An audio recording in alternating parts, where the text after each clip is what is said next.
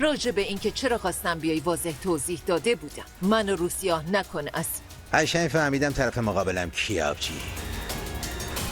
عالیه، خیلی خوشم آمد. لیو، تو یه روز درست 30 میلیون میره توی جیبمون. 30 میلیون؟ اطلاع نداره. مسلما این همه پولو برای مغازه ایشیل خرج به نمی‌کنه. من چیزی نگفت.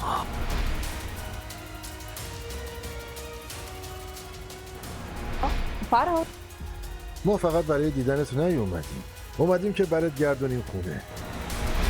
فاتح، کسی که میخواست هممونو بکشه داره میاد خونه، بعد تو به فکر اینی واقعا؟ دو خواهش میکنم بهم گیر نده، حوصله بحث ندارم. باش ساکت شو بابا.